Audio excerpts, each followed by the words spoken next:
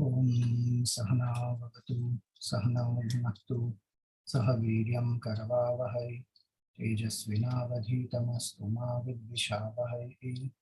Om Shanti Shanti Shanti.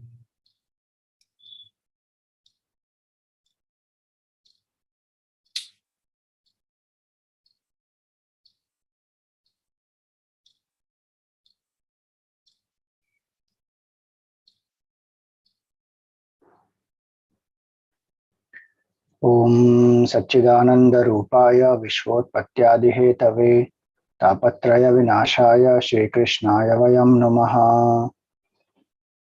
Samastajana Kalyane Niratam Karunamayam Namami Chinmayam Devam Sadgurum Brahma Vidvaram.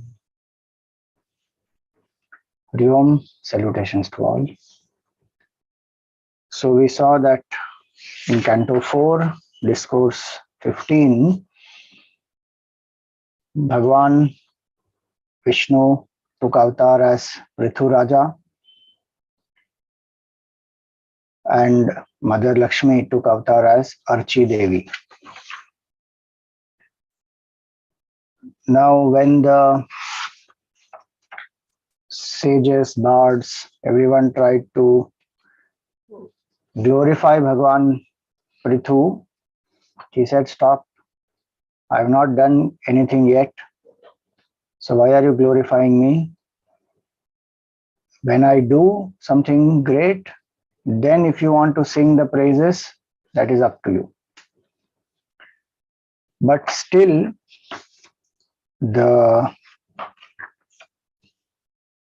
sages, saints, everyone, they know that it is Bhagwan who has come. They are pleased that Bhagwan has set such a nice example, because as the king is, so will be the followers. In the Gita, 3rd chapter also, Bhagwan says that Yadyadacharati Shrestha Tattadeva Itaro Janaha. As the great people act, so the others follow. So here it is that Bhagwan says that one don't praise. In the world, we find exactly opposite, where one has not even done something, but one wants to take credit for it. And one wants people to praise. There are people, flatterers, who are there, who will keep on making that person feel so, as though that person has achieved something very great, and that person himself or herself is so great. That's the way of the world. Bhagwan here, he says, a fool will not understand this, that if one just praises, if one just gets oneself praised without doing anything, one is making oneself an object of ridicule. But a fool doesn't understand this, he says. Noble-minded people shrink from their own praise even when they are praised for qualities confirmed by their conduct and which are known to all. Just as those who are truly modest and supremely generous do not appreciate sincere praise for any reproachful show of valor. Now, we saw that is where 15th chapter ended, and 16th chapter, in this we see that the minstrels, the sages, and all of them, they say that we cannot describe you because you are anyway infinite. You don't have to do anything. This whole Srishti actually is the work of Bhagwan. So what more does Bhagwan have to do to prove his greatness? Everyone is sustained, created, sustained by the Lord. And even they merge back into the Lord. This is, you are the foremost amongst the gods and have come to the world through exercise of a mysterious power of Maya. Using the power of Maya, Bhagwan took avatar. That itself is a great act of compassion, because from the unmanifest infinite state, one has come to the manifest finite state. Using the power of Maya. And then they say that you are the part manifestation of the Supreme Lord Hari. So this is called Amsha Avatar. And because you are born on this earth, the name has been given as Prthu. So your name has been changed to Prthu, the accounts of whose glorious deeds are worth hearing. And so we love to enjoy the same, as they are as good as nectar, and we want to spread the fame of your magnificent deeds, so we are praising you. So they are saying we are praising as our sadhana. Our mind must revel in the Lord's glories. Now the portion which comes here are the qualities of Prthu Raja. They are also qualities of great leaders, kings, administrators. One can apply many of these in the leadership positions. So first thing he says here in chapter 16, shloka 4, which we saw last time, that's where we had stopped. Esha dharma bhritam shreshto lokam dharmenu vartayan gopta cha dharma setunam shasta tatparipanthinam. So here is a person, the first quality given here is the best. Dharma bhritam shrestha. Of all those who follow dharma, here is a person who is the best. How? Because one is convinced by the power of dharma, and not only one is following it, one is able to persuade others also to follow path of dharma. First of all, to follow dharma by ourselves itself is not easy, and to be established in dharma, meaning to not compromise with one's duties, one's values, with righteousness, to be steadfast in performance of all these. Because the mind, it requires mind mastery, otherwise the senses, they tempt away the mind, and one knows what is right, but still one can't follow. One knows what is wrong, still one gets distracted. So here he says that amongst the followers of dharma, he is one who is the best, because not only he is able to follow, but also make others follow. So that will happen. We can make others follow only when we follow properly, because everyone sees the conduct more than just the words. So teachers, they have to follow, then the students will easily apply. Parents have to follow, leaders have to follow, elder siblings have to follow. Like that, one has to set the example, leadership by example, especially in case of dharma. One of the reasons why there is so much of disharmony in the society, disintegration in the society, is because one has fallen from dharma.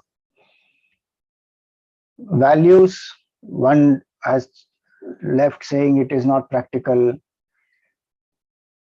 Duties, one wants to compromise because comforts have taken over.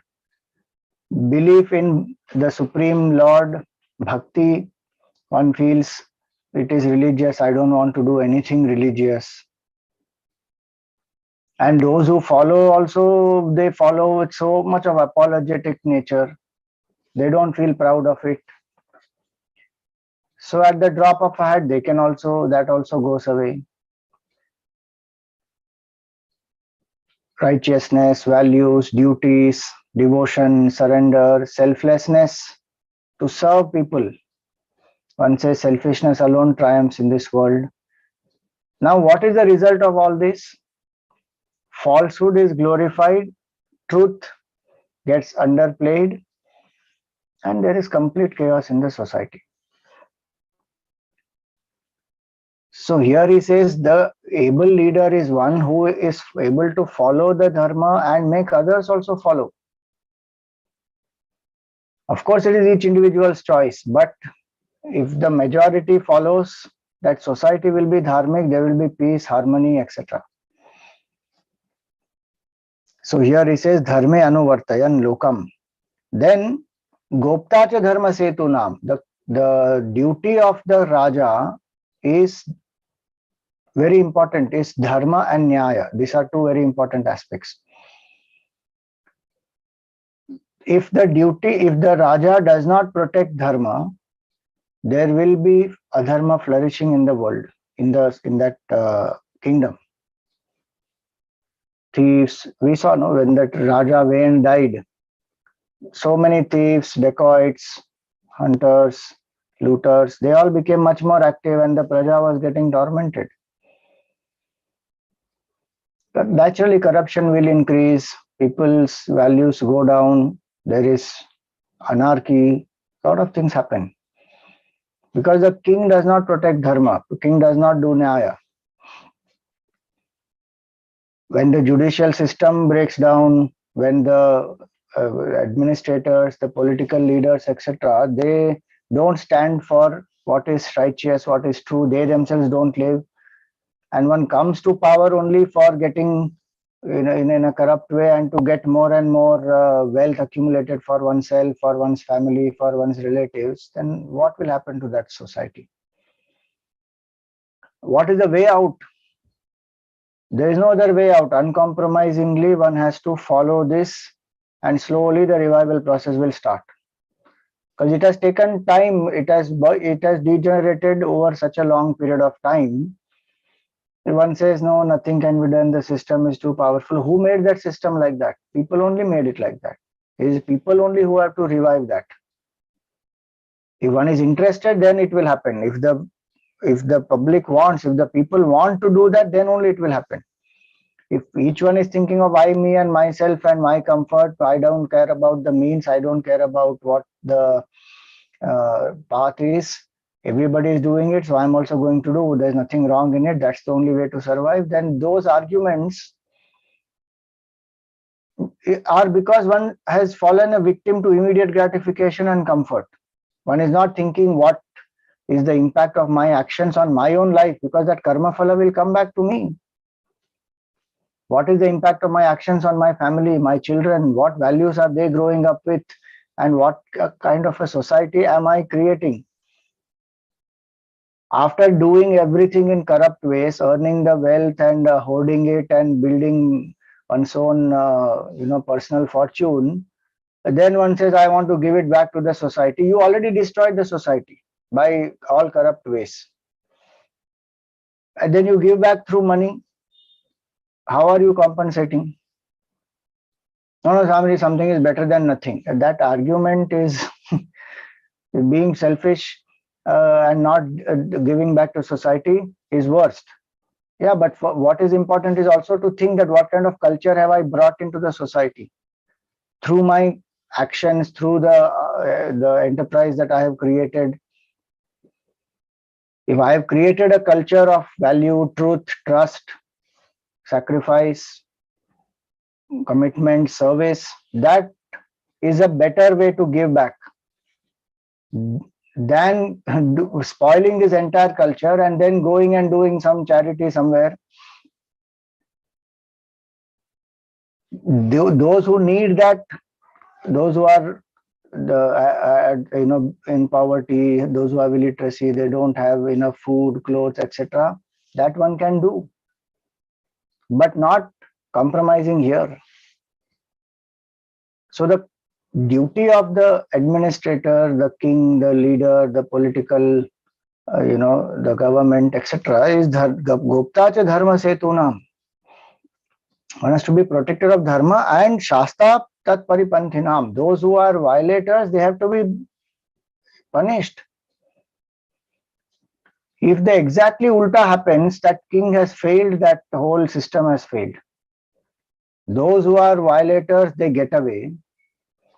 And those who are following Dharma are not protected.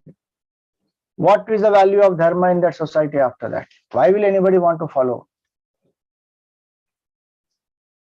So both the people have to live Dharma, if society has to be harmonious, dharmic, and the king or the leader also must be able to ensure that dharmic people are protected, righteous people, people who follow their values are protected. Even those people who are following their religion need to be protected. Even constitutionally, we have the right to practice our religion. The freedom is there. And somebody impinges upon that right because of their belief system, because they have a fanatic mindset, then it is the duty of the state to protect the people who are at threat from such radical elements. If one does not do that, one has failed miserably. And please remember, karma will not leave anybody. No, Swami, we have not seen all this happening. Karma, whenever it comes back, that time we will see. Then leave. And when it comes back and hits hard, that time everyone questions, why this happened to me? I have been good to everybody. I have not done anything wrong. So Bhagavan is doing adharma, no, just like that, torturing you. Everything is cause and effect. If something has come, there is some cause in the past. Otherwise, it will not come. So the quality of the leader, he says here, the Shasta Tat Paripanthinam, Eshavai Lokapalanam Bibhartyekas Tanuhu Kale Kale Yatha Bhagam Loko Yoru Bhayor Hitam. This is, though he is one, the Supreme Lord is one, he bears in his own person the bodies of the guardians of the celestial and terrestrial spheres, executing different functions of beneficence, of protection, promotion of peace, happiness, furtherance of general well-being of both heaven and earth, according to the need from time to time. Meaning, even all these Dikpalas, Devatas, all of them are the Supreme Lord in different posts, designations. The power of the Lord functions through these jivas. They are exalted beings. It is Bhagavan's power only which functions through them, and through them Bhagavan maintains dharma here and in the subtler realms. Vasukala upadatte kale chayam vimunchati samas sarveshu bhuteshu pratapan suryavad vibhuhu. He says that Bhagavan only replenishes the royal treasury by collection of revenue when there is time for it, and again expends it by free distribution at the time of emergency. In the same way as the sun shining brighter absorbs water and storing it as vapor for large part of the year, releases it abundantly in the rainy season. So this is the quality of the king, to collect the taxes and to maintain the kingdom with that, and also at the time of disaster, difficulties, give services free. The king is a custodian actually. The king doesn't have, it's not his wealth. It is the wealth of the praja in the custody of the king for the well-being of the praja. Theoretically, people know this also, but where does it apply? If one doesn't apply all these, that's the reason why there is chaos in the society. So many times when relief is also being offered, it is in lieu of some benefit, some reward, some selfish interest. What is said here? Free distribution at times of emergency. And the royal treasury has to be filled by the collection of revenue. People's money goes to service of the people. If that clarity is there in the king, corruption will not happen. If one takes care of the praja, praja will take care of that person also. Where is the question of the person feeling, what about me? What did I get out of this? What is in it for me? One is a servant of the society, full stop. Because Bhagavan is not manifesting as the society. And here Bhagavan himself is the king. And these sages, saints, minstrels, all of them, they are praising the Lord that Bhagavan does the dharma of a king, Raj Dharma, in this way. Meaning that's an example for all of us to follow. So here he says that is one duty. And he is equally good to all living beings and powerful as the sun. Like the sun absorbs the water, retains it, and then in rainy season rains it.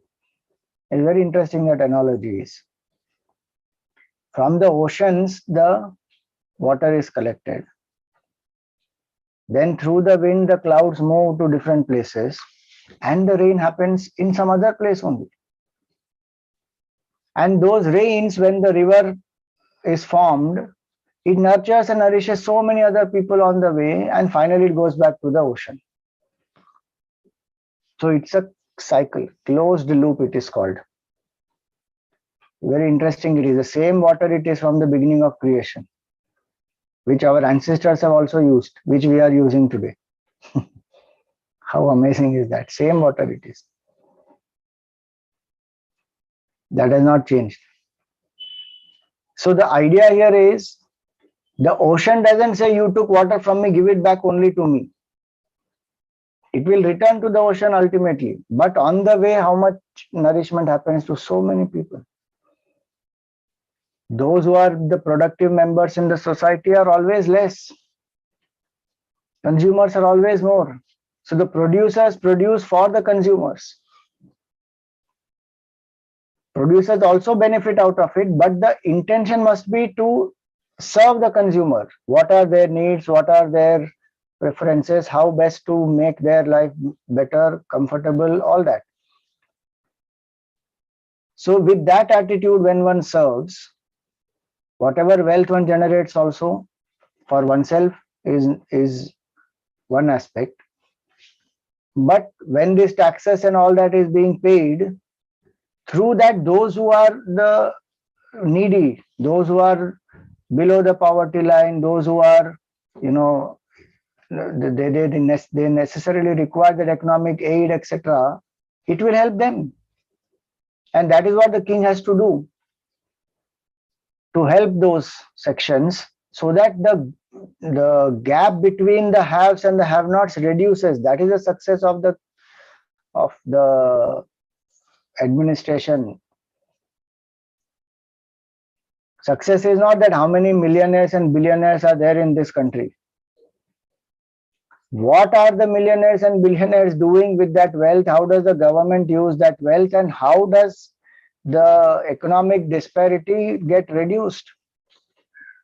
Otherwise, rich become richer, poor become poorer. What kind of administration is that? That will anyway happen through the individual selfishness, will make that only happen. So many beautiful duties of the king are given here, which are applicable even today. Across the world, you can see this applies or not. The gap between the rich and the poor keeps on increasing. And the more population increases, the more there is a burden on the resources, more we have to worry about the carbon footprint and all that. It keeps going on. So the purpose is, the vision has to be that reduce the gap.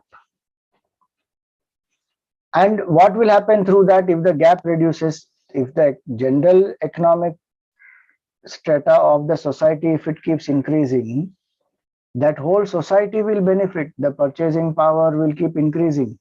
That is much more fertile market for the producer also. So it will help the producer also. It's not that it doesn't help the producer and the wealth is taken away and given to somebody. All that is insecurity mindset. One thinks properly in the big picture and one works accordingly with that right vision, many things can be done. Otherwise, imagine continuously one keeps on saying remove poverty, remove poverty. How many decades one has been saying that? So why is that happening? Because the vision is not there that one has to bridge the gap. So here it is. He says that bridge the gap, like the sun's example, and that's why the other example of another aspect of that sun's example is the king is equal to all.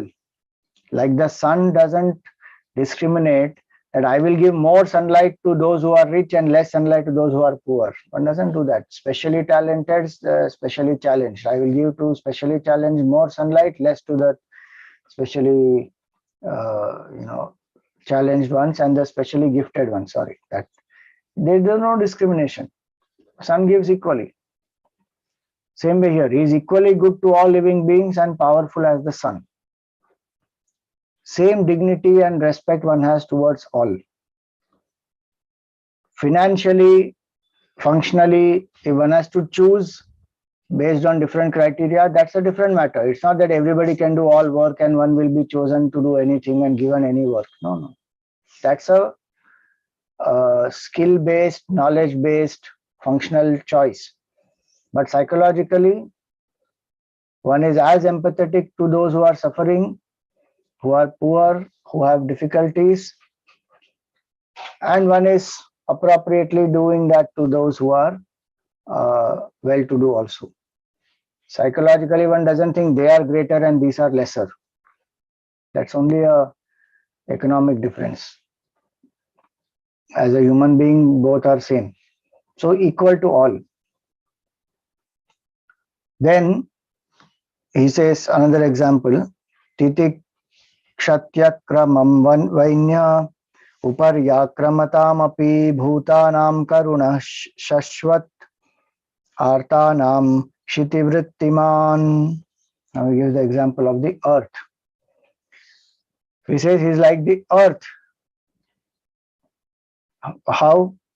Because we trample upon the earth the moment we wake up. From that time we keep walking, trampling upon the earth, but the earth doesn't take offense because she is the mother and she feels they are my children, they are born from me only.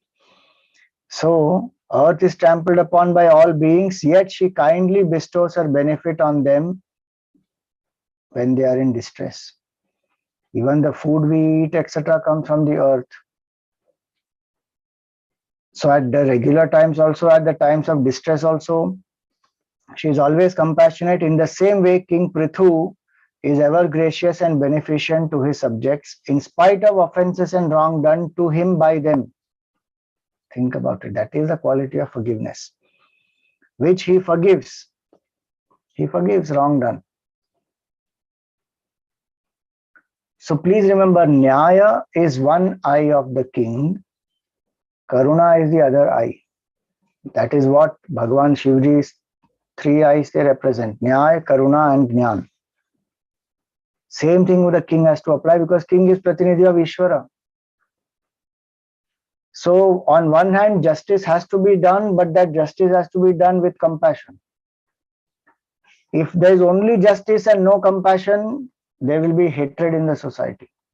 People will not follow Dharma. If there is only compassion, no Nyaaya, there will be complete anarchy.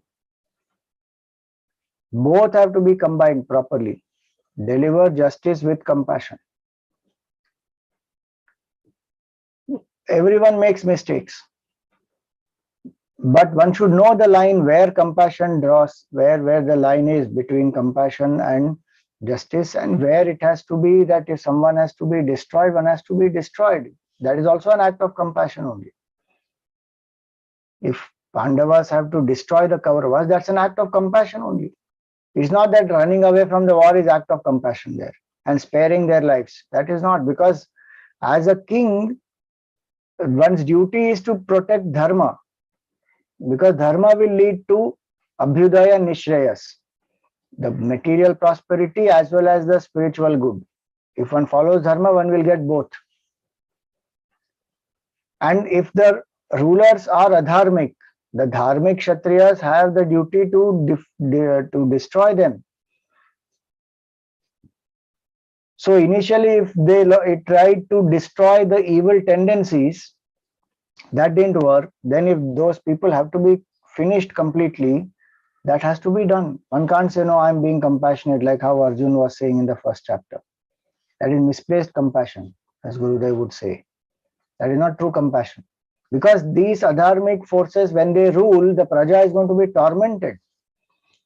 And the adharma will become way of life. Then to revive dharma is a massive, huge effort. And how many lives are wasted because of that when adharma happens? They may not get killed, but the quality of life, the standard of life, the standard of living, everything perishes. So it is a duty. So one should know where is the line of compassion and where is the line of justice. Even in bringing up children, one has to know that. Even the teachers have to know that. For the students, it applies to all. When to forgive and when to forgive from inside, but be strict outside. Misplaced compassion, we have paid the price for it, but we have not learned from history.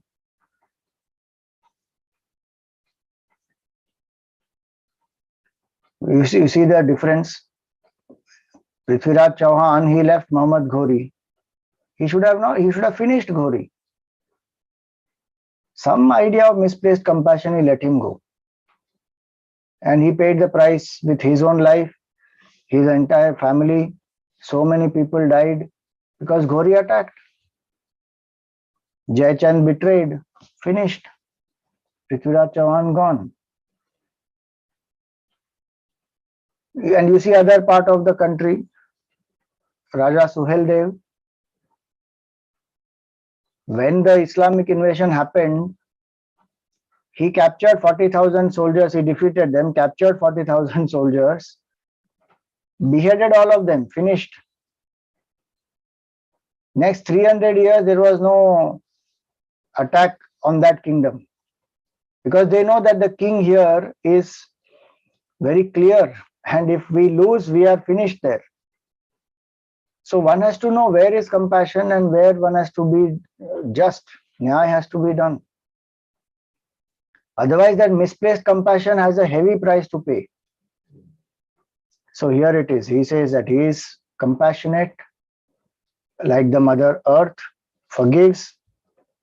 Then he says, when the God of clouds will not allow them to rain, so that manifold suffering will be caused to living beings, especially human beings, the king will come forward and to save all kinds of life, order the clouds to rain, asserting his divine power as Indra, as he is God in the form of a human king. Meaning Prthu Raja's specific example this is. Because he is Bhagwan himself, and Indra in his vanity, he says, no, I am not going to allow rains to happen, like he did when Bhagwan had to do then Govardhan Leela. So sometimes they come into, because Devatas also are finally Jivas. Evolved, but they are Jivas, finite. So ego can take charge anytime. So sometimes one will not do. When Bhagavan makes it possible, makes it happen, and no, one has to do. Because without rain, life will perish. So, as the earth, as the one who who ensures that the presiding deities, they follow their dharma, then he says that he delights the world by his shining face, which is an embodiment of ambrosial sweetness, by his bright glances full of affection, and by his lucid smiles beaming and beautiful. So pleasant disposition the leader has to have.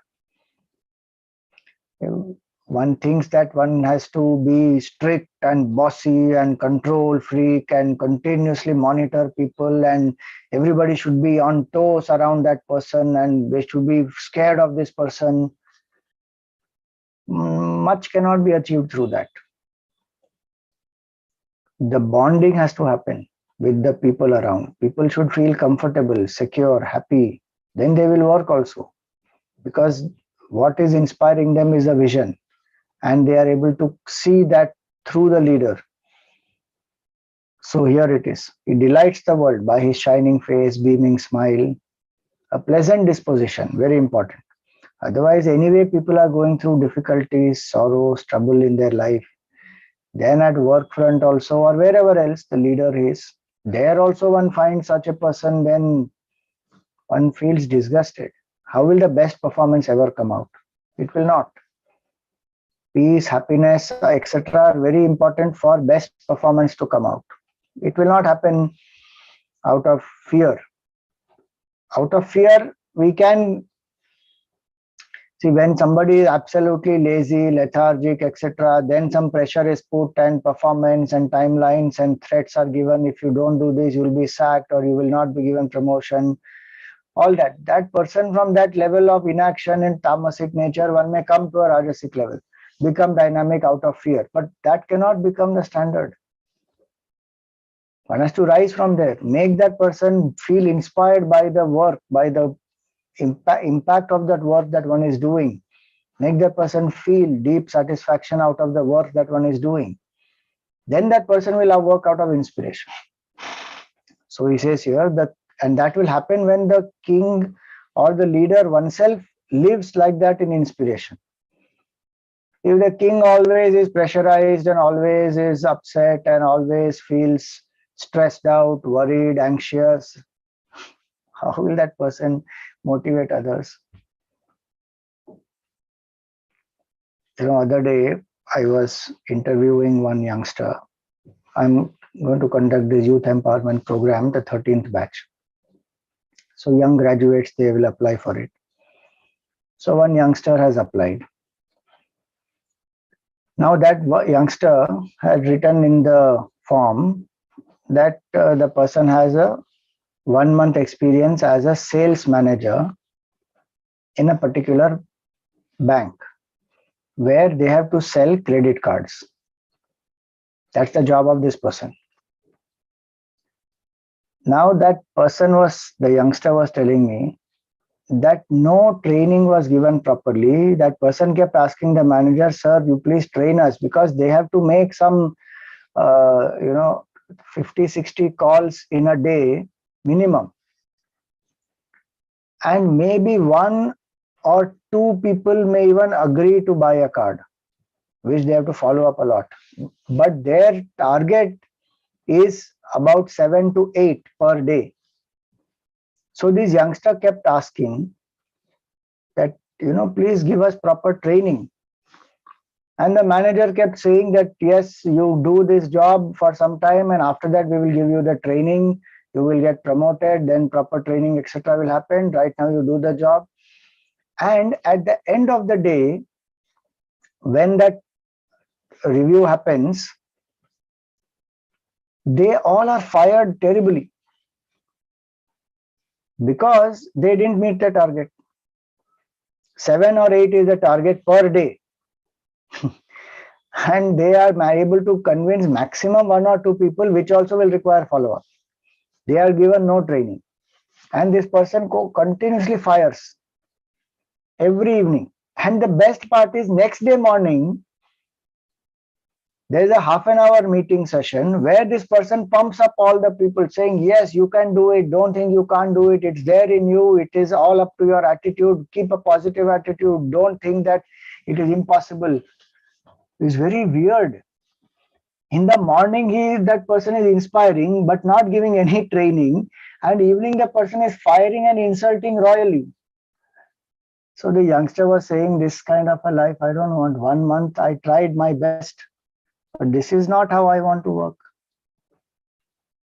You just think about it. No proper training, nothing. How will that person work? Same way here it is. If the king is not happy, if the king is not present, if the king doesn't have this clarity, how is it that the person will even do Nyaaya, and this distinction between Nyaaya and Karuna, where it will be? If the king oneself is so stressed out and has to make, like that manager has these youngsters below him, the trainees. Now he is obviously reporting to somebody superior. Now this man is under pressure from those people. Those are pressure from some other people. It goes on. How will one work?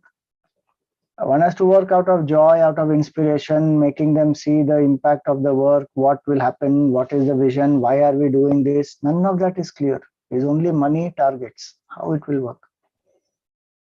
And then try to give them more and more package. And the young person also is thinking, what will be my package? How much will I get here? So attrition rate is also very high. Somebody gives more package, one keeps going. How will we create a society like this? A harmonious, happy society? We will not. Because everyone is under pressure. Go on performing. And competition. I have to, excel against this person, that person. There is competition, no doubt, but innovation will beat competition. For innovation, one needs clarity, one needs satisfaction, one needs a certain calm mind, one needs a pleasant disposition. That is the way to even beat competition.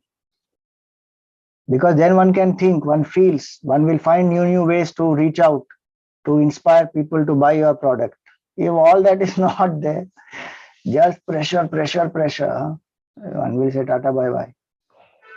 So here it is, that he delights the world by shining face, full of affection, lucid smiles, beaming, beautiful.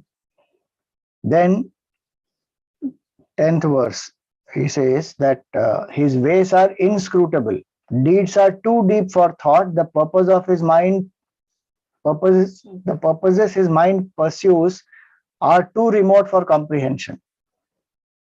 Meaning the person has such deep vision and thought and is not acting just out of some external pressure. And what is the thought?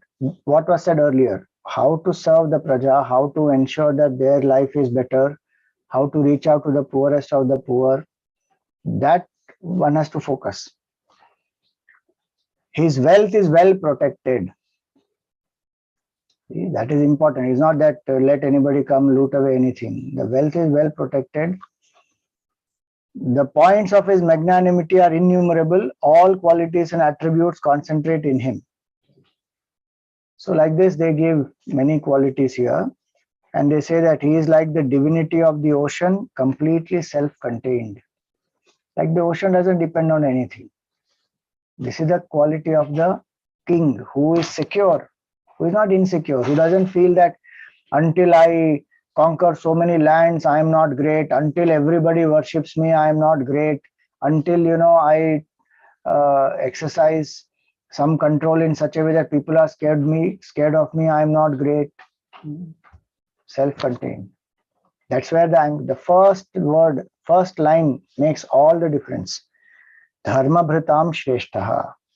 These qualities of vivek, discrimination between karuna and nyaya, when it has to be, how to combine both, this smiling, pleasant disposition, self-sufficient, one is unto oneself, one doesn't need, one is not insecure. One is working to ensure that the wealth that is generated is protected and it is distributed properly, free in times of the emergencies, helping the poor, who is equal to all. All these values come from the first one, Dharma Bhritam Shrestha. And today one doesn't want to follow Dharma. One says it's all religion. How will one live these values then? There are values given in the constitution, one says I will follow that, which is great. At least that if one follows uncompromisingly, good, no problem. One doesn't follow those also, one doesn't follow scriptural guidelines also. One is doing what one feels like doing. And that one thinks is very modern and liberal. Then there will only be chaos. Then he says, all these great masters, they are saying, it's not one person, Durasado Durasado Durvishaha Asannopi Viduravat Naivabhi Bhavitum Shakyo Vena Ranyuthito Nalaha. He is beyond the reach not only of his enemies' arms, but also the latter's thought. Just think. People think dharmic people are dumb, dharmic people can be taken for a ride. Here he says he is beyond the reach of enemy's thought also, meaning that smart that king is, that one can understand the enemy's moves and be a step ahead or 2 steps ahead of the enemy. The enemy doesn't even comprehend what this king is going to be able to do. He is overwhelming in his power exercised against his antagonists. Very strong, powerful person. He is as if at a great distance when he seems to be near. He is invincible in every way. He is an incandescent force risen from the fiction or the body of Vena as fire from the wood. These are qualities of the leader who It is not that one becomes a sitting duck for the competitors or for the enemies. One has to be smart. And Dharma will bring that smartness, because when we follow Dharma, we are not pressurized by I, me, and mine. Then we can think more objectively, more innovatively. So, beyond the reach of the enemy's arms and enemy's thought also, very powerful. Then, antar bahischa bhutanam pashyan karmani charanaihi udasina ivadhyaksho vayuratmeva dehinam.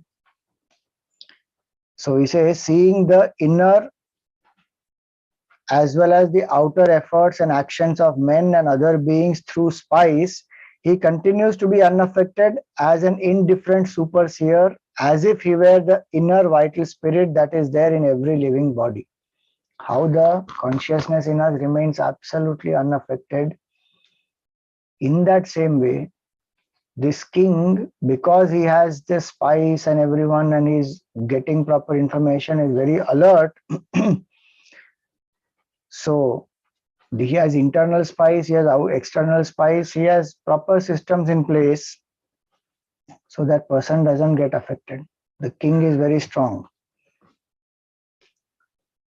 Now comes a very important one. Na dandyam dandayatyesha sutamatma dvishamapi dandayatyatmajamapi dandyam dharmapathe sthitaha. Now see, he never punishes him who does not deserve to be punished, even if he be the son of those who are determined to do harm to his own self. On the other hand, he punishes his own son when found guilty, as he is established in the path of untruth and justice. Meaning, an enemy who may harm him, if the son of that enemy is not at fault, the king has the objectivity not to punish that son. And if his own son makes a blunder, the king has the objectivity to punish that son. That level of clarity, objectivity, abidance in Raj Dharma, that is expected. What a beautiful line it is. The innocent, whoever they may be, just because the person is enemy's son doesn't mean that that person deserves to be destroyed or punished. And just because somebody is my own, if they have done wrong, doesn't mean they can get away with it. That is the duty of the king, to be so impartial, unbiased, and to do dharma and nyaya. In the world, we find exact ulta or not. How corruption happens. A lot of time it is dynasty politics which is going on. One comes into power, then one brings all one's own people also into power. One doesn't even see their merit, whether they even are eligible. First of all, one doesn't see even one's own merit nowadays. Who becomes a politician? Anybody who wants to become can become. What qualification? Nothing. In fact, ulta qualifications are required. Who can do more adharma, more corruption, more gundagiri, all that? How is that going to help in the individual's life and in the society's life? Some qualifications have to be put down. There is no basic qualification also necessary. So, when such people are there in power, they will protect their own community, their own family. They will get all those people inside. And internal corruption keeps happening. And then they only can write off so many things against their own people and release them, let them go free. And those who are innocent, those get punished. I'm not generalizing that all politicians, everybody is like that. But my point is, are these not qualities where we see that when this is not followed, that's one reason why there is sorrow, suffering in the world.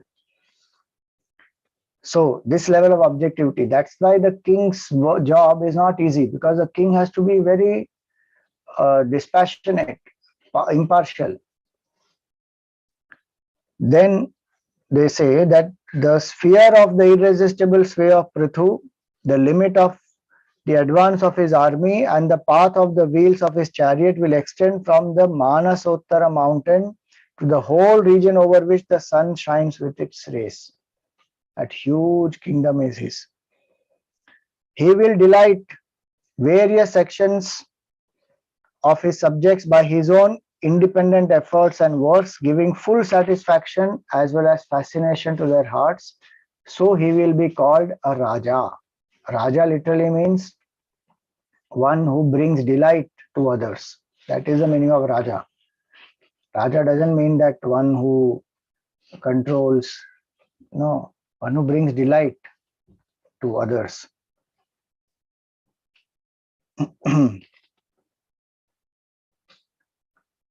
Ranjayishyati, see, that's the word. Ranjanat Raja. That is one of the etymological meanings. So Ranjayishyati yal lokam ayamatma vicheshtitaihi atha mumahu rajanam manoranjana kai prajaha. The duty of the Raja is to ensure that the praja is kept happy. Dridhavrata satyasandho brahmanyo vriddha sevakaha sharanya sarva bhutanam manado dinavatsalaha. Again, beautiful quality. Dridhavrataha, very steadfast in one's duties. Satyasandha, very righteous and anchored in integrity, honesty. Brahmanyo vriddha sevakaha, one who will serve the elderly, the wise people. Sharanya sarva bhutanam, all beings can take refuge of the king and get his protection. Whoever that person may be, whoever the being may be. It's not only human beings, even animals, birds. We see in the Puranic literature, the story comes now, Shibi Raja, and the dove has to be protected from that eagle. And the dove takes the refuge of the king. Like that, many examples come.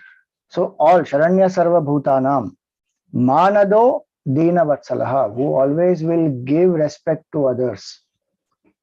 Not that one commands respect and disrespects other being because I am superior, you are supposed to respect me. No. Very respectful, courteous towards others. And Dina Vatsalaha is very kind, compassionate to those who are suffering, helps to remove their suffering. Matru Bhakti Parastrishu Patnya Ardha Ivatmanaha Prajasu Pitruvat Snigdhaha Kinkaro Brahmavadinam. These are all fabulous verses. Matru Bhakti Parastrishu. One looks at any other woman only as the mother. Patnyam Ardha Ivatmanaha. And one looks at one's own wife as one's own half, meaning as equal, not as anyone inferior. See that? As one's own half, meaning one doesn't ill-treat one half of the body, no? Think this is weaker and this is stronger. No. One treats both the parts equally. In exercise also, when we have to do exercise for both the sides of the body or not. If you rotate the right hand, then you rotate the left hand also. If we keep on doing only exercise of the right side, not on the left side, it will become weak. And that is not very healthy also. So the example is given for that because they are equal. They are not, there is no inferiority, superiority in this. So he says he treats the wife as equal to himself. Prajasu Pitruvat Snigdhaha. For the Praja, he is like the father. Kinkaro Brahmavadinam. And those who are realized masters, great Mahatmas, he acts like a servant to all of them. Then, Dehinamatma Vatpreshtaha Suradam Nandi Vardhanaha Mukta Sangha Prasangoyam Danda Panira Sadhushu. So, he is supremely dear to all as if he were no other than their own self. So, seeing the vision of oneness, thinking of others as oneself and oneself as others, that bhav, He is constant source of increasing delight and joy to his friends and relations. Particularly seeks the company of persons who are free from all types of attachment to the world. See this? Because from them one learns to do Nyaya and Dharma, gains that objectivity, gains that clarity, gains that ability to drop one's attachments. That is the reason why spiritual knowledge and spiritual practices are needed for the leader, the administrator, the king, etc. Because the king has to do all this, the Nyaya, Dharma, all that which we saw, being Saman, having Samabhav, respecting others. In all this, one has put oneself before others.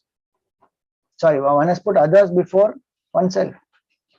That ability to surrender and serve without feeling that what about me, I am getting completely, nothing is happening to me, it's all for others, others. How long can I keep doing for others? What about me, my growth, my life, my time? That thought also doesn't come. Why? Because there's so much joy in giving, in serving, in ensuring that one is able to do one's best to eliminate the sorrow and suffering, help people to have dharma, to do nyaya. One does that as a pratinidhi of Ishvara, serving Bhagwan. And that attitude comes when a person goes again and again to the masters who are anchored in such detachment. Like it was said earlier verse, Kinkaro Brahmavadinam, who has that humility to be a servant of the wise people. And again seeks the company of such people so that one can do dharma properly. That's why earlier days people had, the kings also had gurus who would guide them, spiritual masters who would guide them. And they will take advice. Dasharat Maharaj, Vasishtha Rishi is the Kula Guru of the entire Ikshvaku Vamsha. Entire. Not only Dasharat Maharaj. Full Ikshvaku Vamsha. You just imagine how many generations of kings he has guided. So people had in those days, even today one has to find. Because until one doesn't get that spiritual knowledge and abidance in that spiritual practice, one will not have this attitude of dedication, service, selflessness. Then that society will not prosper. It's not about just doing rituals. Rituals are one expression which one should do. But it is more about the philosophy that one follows, one lives as a spiritual person. Spirituality pervades the entire life of that person. It's not just some actions. Then that king can do dharma. Adhyatma and Brahma are the foundations for dharma. Dharma is the foundation for Nyaaya, and that is the foundation for karma and sukh shanti in the karma phala. In the society, sukh shanti will happen only through this. If that foundation only is removed, the entire edifice will collapse. Which is what has happened today in the society. Remove religion. And we are the Hindus only who have done it. Everybody else is doing what they are supposed to do.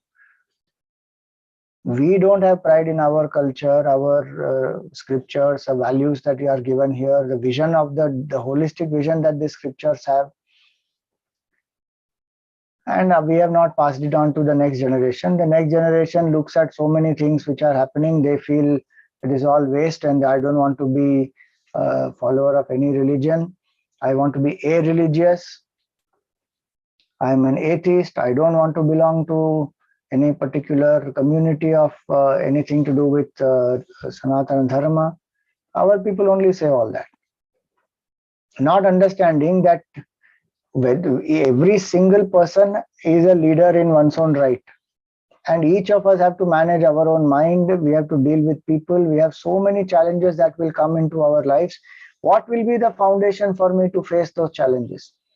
And with so much more stress, worries, tension, and moral values breaking down in the society, much more there will be loneliness, insecurity, fear.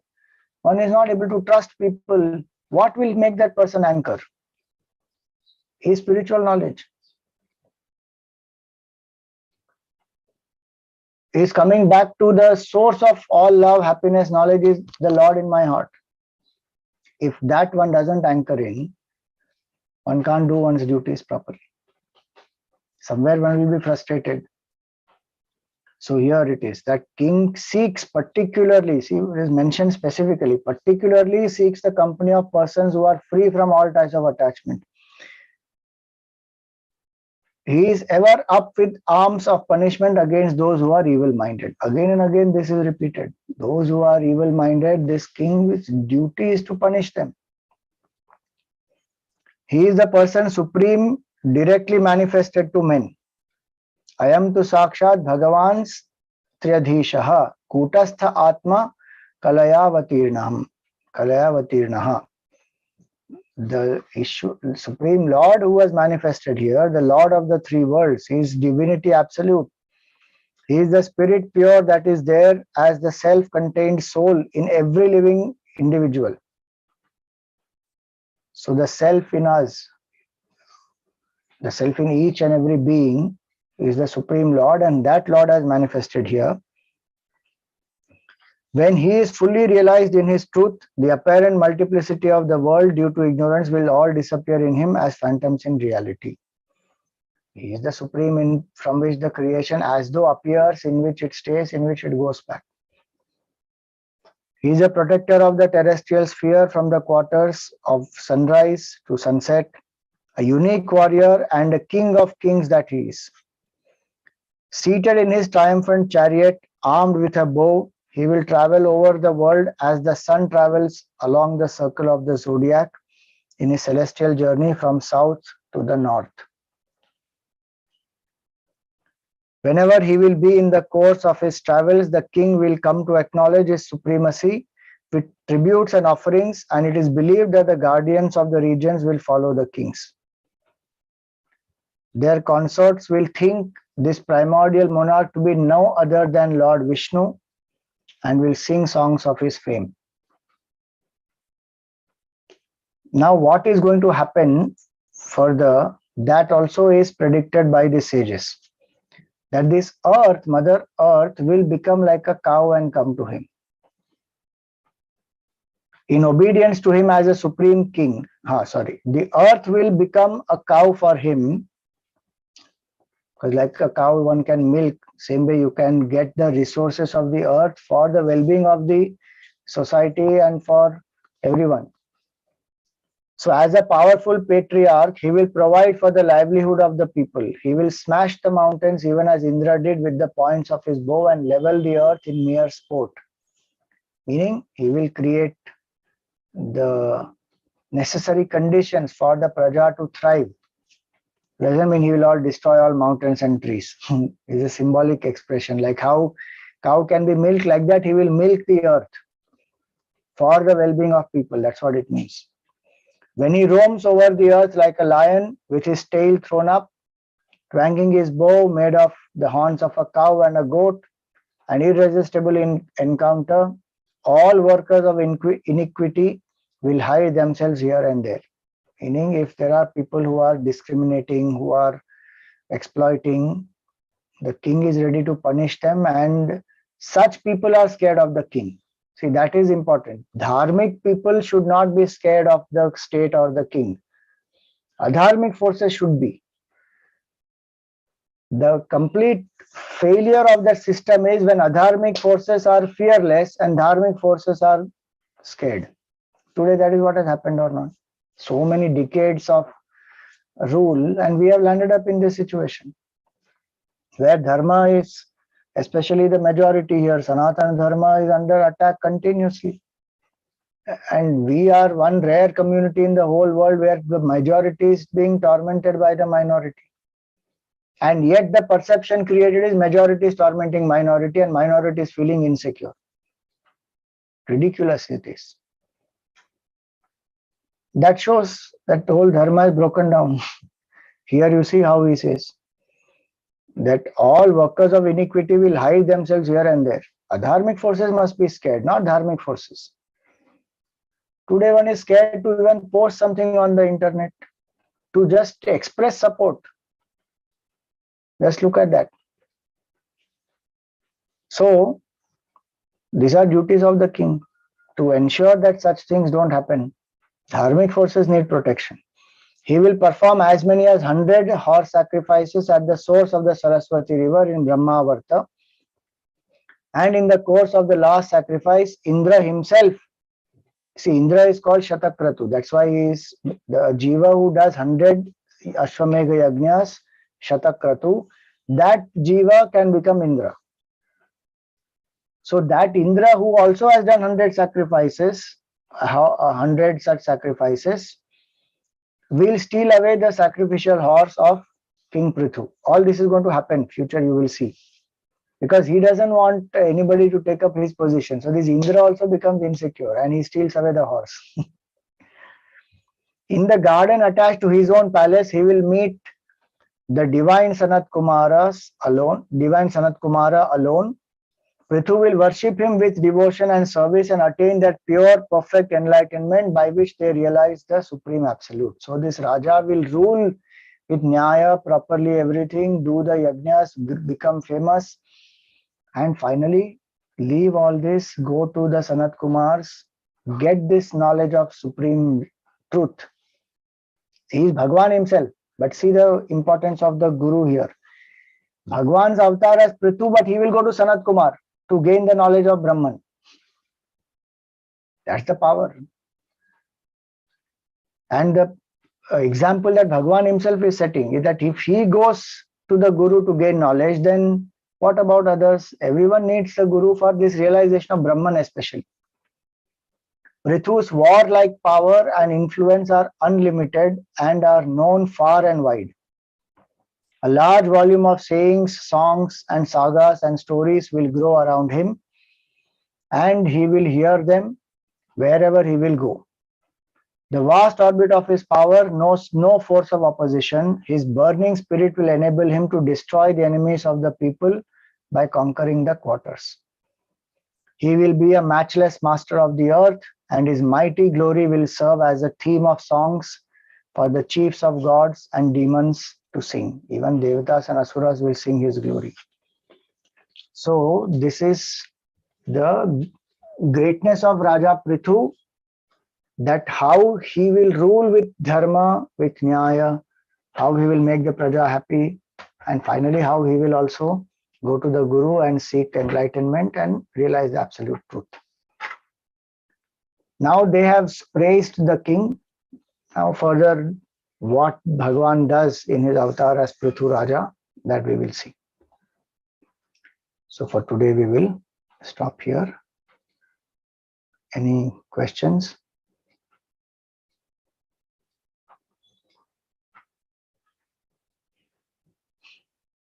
Okay.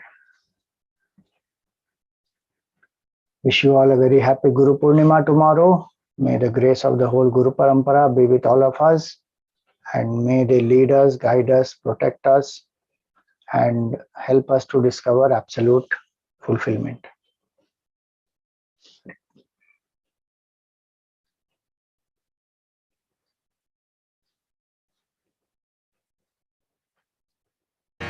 मंगल आरती प्रिया प्रीतम की, मंगल प्रीति रीति धूम की, मंगल कांति हसनी दसनन की, मंगल मुरली दीना धुन की, मंगल आरती। मंगल बनिक त्रिभंगी हरि की, मंगल सेवा सब सहचर की, मंगल सिर चंद्रिका मुकुट की, मंगल छवि नयन में अटकी, मंगल आरती।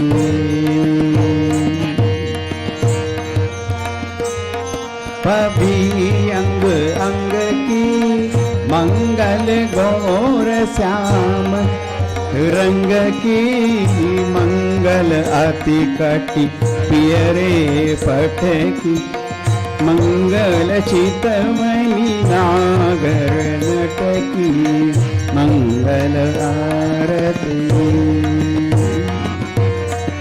मंगल शोभा कमल नयन की, मंगल माधुरी मृदुल पैन की, मंगल वृंदावन मद अटकी, मंगल क्रीडन जमुना तट की मंगल आरती।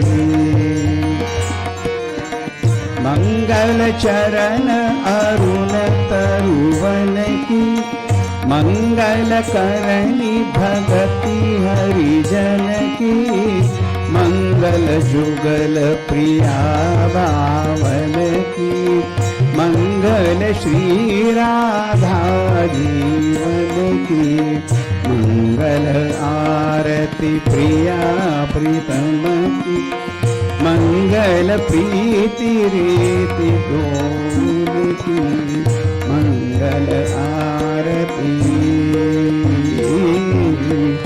मंगल आरती। राधावर कृष्णचंद्र भगवान की जय।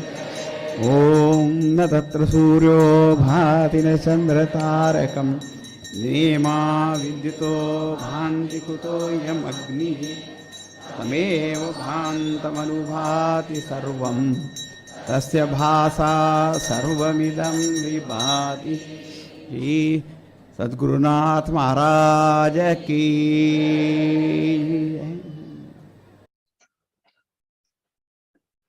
ओम पूर्णमदः पूर्णमिदं पूर्णात् पूर्णमुदच्यते, पूर्णस्य पूर्णमादाय पूर्णमेवावशिष्यते। ओम शांति शांति शांति। हरि ओम। श्री गुरुभ्यो नमः। हरि ओम।